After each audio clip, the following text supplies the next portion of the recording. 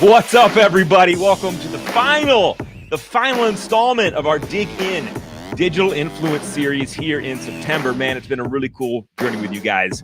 If you've been a part of it and you're watching right now, throw up a comment that you've been digging in September. I'd love to hear it. And if you're watching this in the future, hit me up with a hashtag bypassed. It brings joy to my life to know you carved a small part of your day out to hang out with me. So thank you. Man, this is going to be fun today. We're going to get to the core of like, why did we do all this stuff? And I'm going to take you on the path of like what, when, where, how, and then just land here. And people should, think I should start with this, why. But I'm telling you, we're going to end with it because I know some of you already get it. And it's just a fun conversation to have, a fun place to be. So thank you for hanging out with me today. Join the text community. Lots of fun stuff happening there. I promise not to blow you up with stupid, annoying things. But let's talk about it. Let's talk about why we're here and what's going on. This is the conversation. So why did we focus on this? Why did we focus on digital influence in September? What's going on? Why is this important? Why is it important to show up on the internets and play this game? Like, look, the old method of doing business is extremely viable. Realtors matter. Their influence matters from them. Your referrals matter. So why play in social media? Why play in digital? Why play on video? And we're gonna have to talk it through and start from the basics. All right, this is something nobody should be surprised with. But when you want information or a service or a product or education, where do you start? I mean, look at yourself personally, right? Because you're the consumer. You're the perfect person to start with. Where do you start? You start on your phone. I guarantee it. Or on a computer because you're sitting there and working all day, and that's where you start. So you search for things. I mean, this is the foundation of digital influence is when you want something, you start searching for it on the internet. In fact, we've become such a ratings generation. How many of you as mortgage professionals are so proud of your ratings? I know that you are because I see you sharing your ratings every 5 seconds about your latest Yelp review, your latest 300th Zillow review, and all the things. Like, we've become a society that looks at the digital ecosystem, the digital world, for validation and for ratings. Are you a Yelper? Like comment like Yelp that if you Yelp all the time. My wife does. She's like the biggest Yelper ever. She's like a professional Yelper. And she doesn't actually leave reviews. She just looks for other people's commentary. Is that kind of weird? Like, I feel like you should leave reviews. But this is a real thing, right? So today, this stuff matters. We look things up online and we make decisions. In fact, in the old days, we used to ask people for their viewpoint, right? We used to be like, hey, how do you do this? Or why do you do this? And who do you know that does this? We used to ask people. That today is secondary. Check this out. You're going to love this slide. I pulled it off the internet. How screen time is spent, ranked by average minutes per day. Boomers and millennials. Facebook. Almost spending 70 minutes a day. An hour. Now, how long are you on Facebook for?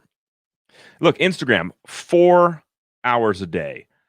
Texting and mail, phone, messenger, internet, podcasts, Snap, music, Twitter, YouTube.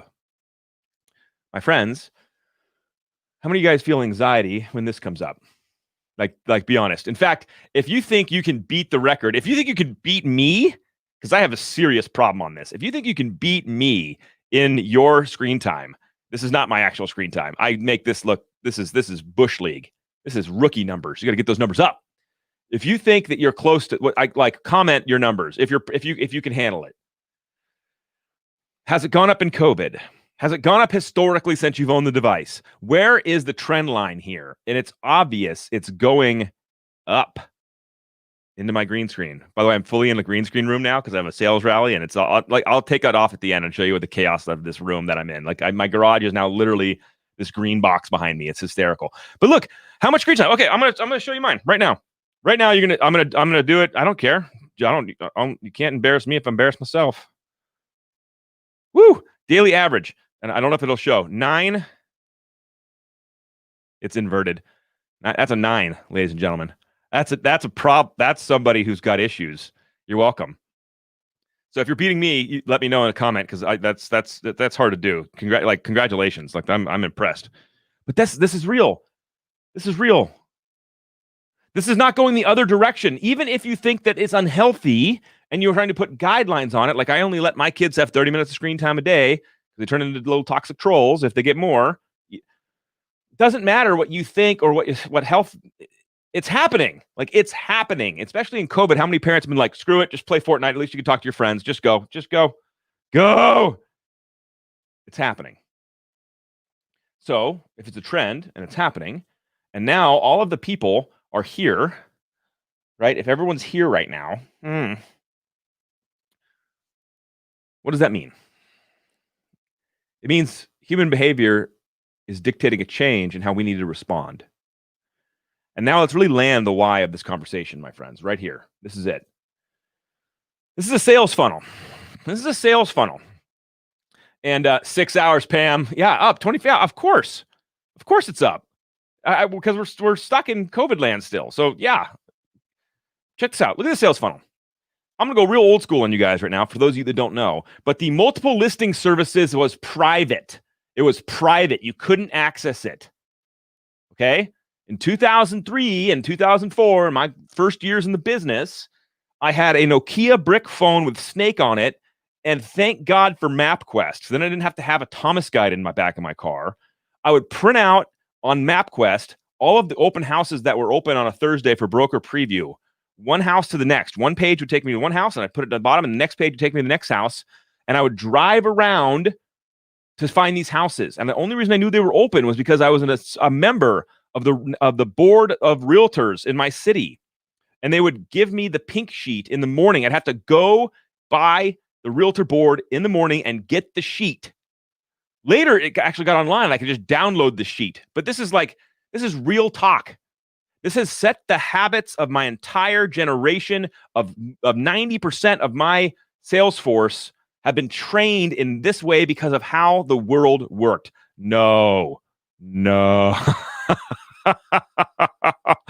Did you sleep? Like, that's amazing. You have to understand that what was available set the habits of the entire sales training playbook, because the multiple listing services was private. And if you wanted to access it, you had to talk to a realtor. That meant the top of the sales cycle. This part right here was talk to a realtor. If you were a home buyer and you wanted to buy a home, where did you go? You talked to a realtor. Why? Because you didn't know what houses were for sale. You didn't know what was coming for sale. You had no idea. In fact, it was tribal knowledge. It was verbal knowledge, audio knowledge being passed down. I'd go to these events and realtors would say, I have a listing coming on this street, to the other realtors at the caravan. It wasn't on the internet. So like, it was being passed down by oral tradition. Like, I'm not joking. This is how this is set, but this set the sales strategies of everyone in the mortgage industry. All the coaches you see that are 50 plus years old, this is how they learned the business. This is their tribal knowledge, was this kind of stuff, because of how information was contained. So the top of the sales cycle right here was the real estate professional, because you could not find houses. You can open up the newspaper on a Saturday and look for open houses. Like, real talk. So we built an industry off it. We built coaching sessions off it. We built everything off of this. And it was purely a relationship game. You find realtors, they like you, they send you their clients. How did they get clients back in the day?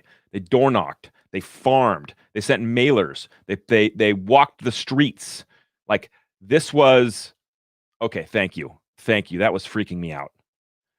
They didn't have Zillow. They didn't have lead aggregators. So they walked the streets. They door knocked. They dropped mail every month. They had a specific farm, which was the only place that they mastered that area. So they could be like, I know every house in this community. That's how it worked. But what's happened since 2003? In 20 years, 17 years, what's happened? All of the information in the world has become public.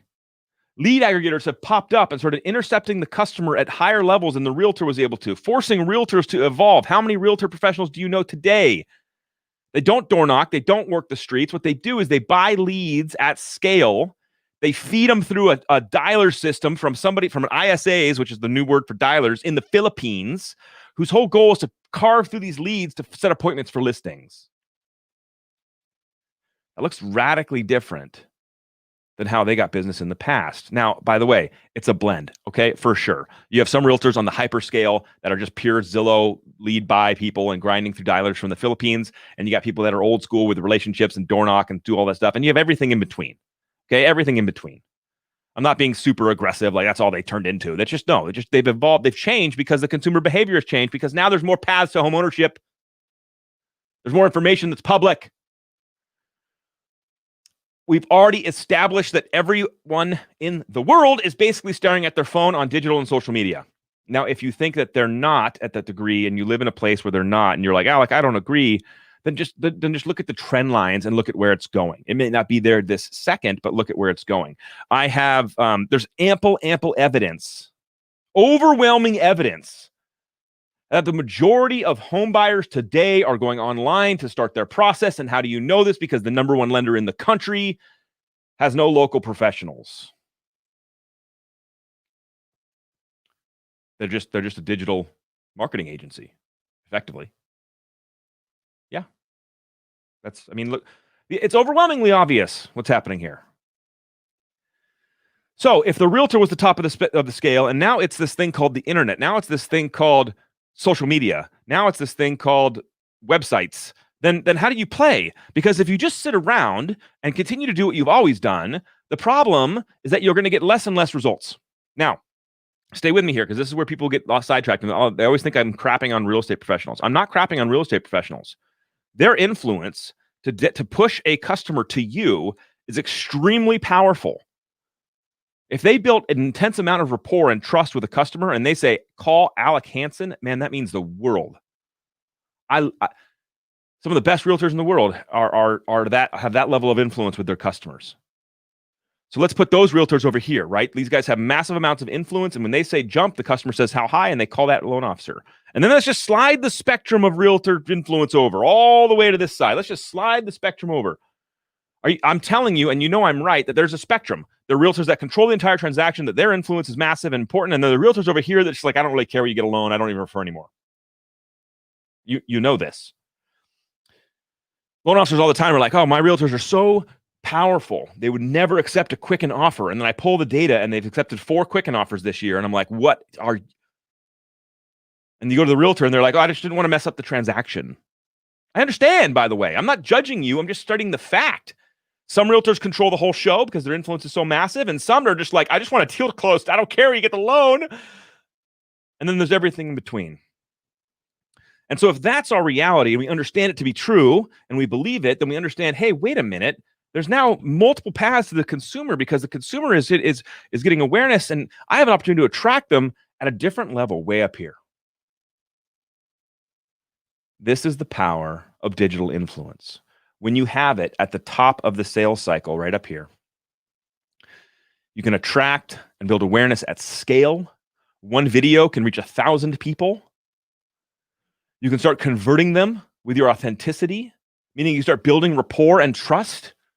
The word convert is such a 90s, 80s term. It's kind of crappy that it's even on this little thing I ripped off the internet. But you understand, right? Like, converting really is just building consistency and building trust with somebody. And then you're so easy to engage because they've already been engaging with your content. 80% watch your content and don't actually comment, but that doesn't mean they're not engaging mentally with you. This is massive, unparalleled opportunity. And I don't care if you're in mortgage banking or you sell hardware parts. I don't care. It's the same thing. But in mortgage banking, we've been so trained. If you watched Duncan's sales mastery thing, you can see the people there that see this, and you can see the people there that don't. It's not a knock on Todd. Todd put on one of the best events I've ever seen digitally. But you can tell, you can look at loan officers, and you can tell who gets this and who doesn't. If someone's like, go deeper with realtors, be more deep with realtors, I'm like, what do you, yes and no, both. Like that's not going to save you. Your personal relationship with a realtor is not going to save your business. You're not in control of it. This is how you get in control. This is why we started talking about digital influence in the beginning of September. This is why we laid out the what, where, when, and how. And this is the why. Okay, let me unpack it. By the way, thank you guys for hanging out. There's a bunch of you guys online right now. It's super awesome. When we talked about the when, we talked about the where first. And the where was simple. Where are the people? Where are the people? And I went right back. Look at this. I'm going to go right back to here. Where are the people? They're right here. Now, I don't know why this doesn't have LinkedIn on it, because LinkedIn's massive. But I told everybody Facebook and LinkedIn are the easiest platforms to start on. And what did I tell you? What did I tell you on how to start? Right? It wasn't about making videos and putting out your own message. It had nothing to do with that. It had to do with building a digital community. Do you remember? If you don't remember, go back and watch part 1. It was literally about doing the ICE program, finding, identifying, connecting, and engaging with customers and potential referral partners every single day. Being part of the conversation digitally, being in the conversation. This is awesome. My son and daughter-in-law are 24. I went and friend requested all their friends. I want them to remember that Jonathan and Haley's mom is the loan lady when they start buying. Absolutely. This is about building connection. This is about building visibility at the core of it. And so if you start in the where, it's Facebook and LinkedIn, and then you can go to Instagram. That's fine. That's where tons of people are. But remember, they have to follow you back, or else you're just following people and they're not following you back, and your message is not getting heard. But all of a sudden, if you go out and you make 5 to 10 to 20 requests a week to people to connect in with you, this thing snowballs. The average loan officer in retail has 2,000 past customers in their database. 2,000. Why aren't all of those people friends with you on Facebook? This is insane. I get mad and I shake the camera. I know, whatever. Don't judge me. Once you understand where, and you start building digital community, and you start actually talking to them instead of just yelling about your Yelp reviews that no one cares about, then you have the opportunity to start to talk. We went through that in part 2, which is what do I say? And you got to get on fire on this. You got to tap into your why. You got to find out what makes you passionate and what gets you up in the morning, because as soon as you do, now you know what to say. And then we talked about how often to say it. And the answer is all the time, as often as possible. Just talk all the time. Not because I told you to, but because you care and you're passionate about it. If you're doing it as a chore, you will fail. People will hate you because they're like, all they do is post all the time. But if you do it with authentic passion because you're stoked about your message and you want to help people and serve people and you're just on fire, man, talk all the time. And the last part is why? Why? Because the internet, the consumers change. You've changed. You've changed. I didn't change. You've changed. You know how I know you changed? Because the world's changing and you're part of it. I know you've changed because you're looking at your phone for 9 hours a day. I know you've changed because you're friend requesting your kids' friends to get some influence out there. I know you've changed because look at the world has changed. And it's your opportunity. It's your opportunity. This is like the gold rush. I feel like I'm the guy saying there's gold out west. I feel like I'm the guy being like, get on the wagon. We're going west. And people are like, why? Because there's gold out there. And they're like, you're crazy. It's safe here. And I'm like, it's not safe. It's boring and you're losing. Out there in this digital space, on the camera, this is the Wild West. And this is where the opportunity lies right now. Because everybody is clamoring for this space. You just don't see it. The big brands are doing it in massive ways. And what are they doing? They're telling the world that your consultative value is irrelevant. That's what they're telling them. They're Amazoning the loan professional. And what do I mean by that? Amazon said, you don't need the local hardware store. You don't need the local bookstore. I got everything you need here. You used to go into a bookstore and used to talk to the bookstore owner and be like, I like this style of book. I just finished this. What should I read next? And those people knew. They knew everything about their store, didn't they? They knew all the books. They knew all the classifications, all the places to look. They'd go pull that book out for you. Go, this is the next one for you. Today, we look at reviews and comments by people we don't even know. And we make our decisions that way. When you look at the future of digital influence for the mortgage professional, don't let them take away your consultative value. They're trying, but you don't have to let them. The way you don't let them is you show up in big ways on the internet in front of your friends and family and coworkers and past customers and realtors and influencers and business owners. You show up in big ways digitally where they are. You start building trust and relationship, and you start educating people that there's a reason to talk to a sales professional. Don't go self-educate and pick a loan. You don't go to, that's like going to WebMD. You're going to walk out thinking you got all sorts of weird cancers. Don't do that. Go talk to the actual doctor who will tell you what's going on, who will prescribe for you the right solution. That's what digital influence is about. That's what this game's about.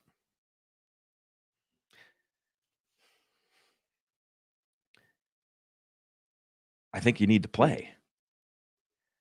I think you need to play big. And I think when you start showing up with your authentic voice and your own passion, no matter what you think you look like or sound like, you're going to be shocked that there's gold in those hills. This is the future. There's no going back. Look at the technology. More and more knowledge is going to continue to be released into the world via phones and internet. More and more knowledge and information. More and more power for the consumer to make their own decision. Why would you let anybody else control your message, your position, your authority, your advice, your consultative value? Why would you let anybody else control that? Show it off. Show it off for everyone to see. When you play that game, destiny's in your own hands. There's nothing to be afraid of. This is a stupid virtual world. Look at this. Watch this. This is my world right now. This is my world. Just a bunch of green screens stapled to the ceiling with this stupid staple gun. None of this matters. None of this crap matters. Put your phone on and walk around on the street and talk about the houses that you used to live in and why you're passionate about your job and helping people. Screw the stupid mics and the flashy lights. Just hang out with people. That's what makes the impact. Go hang out with people. Go share your message, what you're passionate about. Turn on the freaking camera. Show the world your face. Because you are so much more important than a generic brand that no one can connect with. The mortgage industry and the value you bring is not in a transaction. It's in an experience through your knowledge, through your skill. It's time to show that off. Thanks for digging in with me this September, my friends. This has been fun.